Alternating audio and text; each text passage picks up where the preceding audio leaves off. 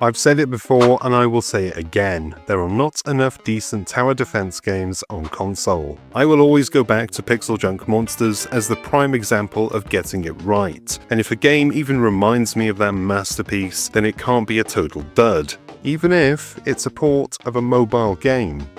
Right? Well, yes, you heard that right. Epic Empire Tower Defense is a mobile game at heart, and you can tell that by its title alone. But don't let that put you off. If you're hungry for a decent tower defense game on console, you'll take what you're given at this point because beggars can't be choosers. Watch on and find out why. If you're a weird kid who just suddenly gained consciousness and doesn't know what a tower defense game is, hello, welcome to the real world. It's horrible. Here's the rundown.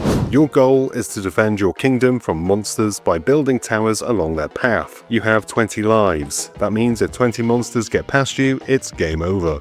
It's a very simple loop, with the usual 3-star mobile trappings, but the goals are clear, and the structure works. You have 4 tower types, which doesn't sound like much, but they do have branching upgrades, adding a surprising layer of tactical depth that makes you think about how you're spending your cash as the waves roll by.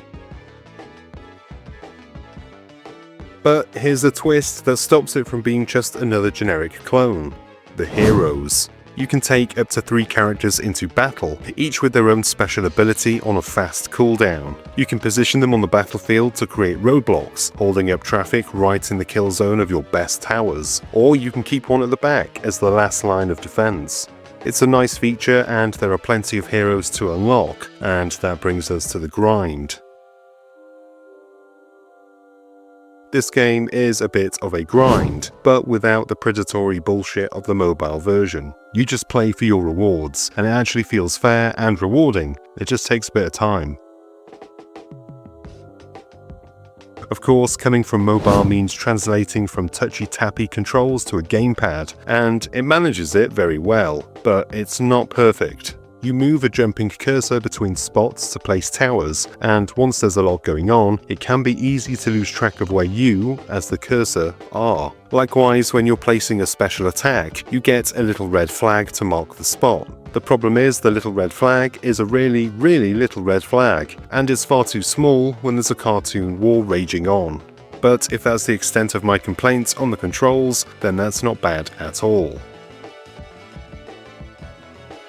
Epic Empire looks like some kind of flash game I'd have played as a teenager when I should have been studying, and I mean that as a compliment. It's got a cartoony charm that I quite like, a quality that makes it timeless. Tower defense games are rare on consoles, so let's not be too hasty to judge a game for its mobile heritage. The care has been put in to make it work, and I can appreciate that. There are hours of content here, and for the price, you could do a lot worse. The only real question is, can you justify paying for something on console that you can get for nothing, or close to, on a phone?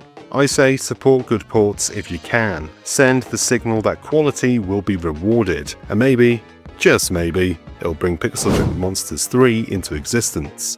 A man can dream.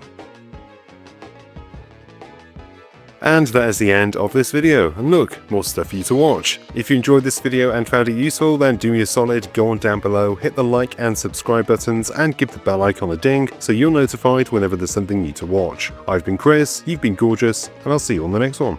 Until then, cheers my dears.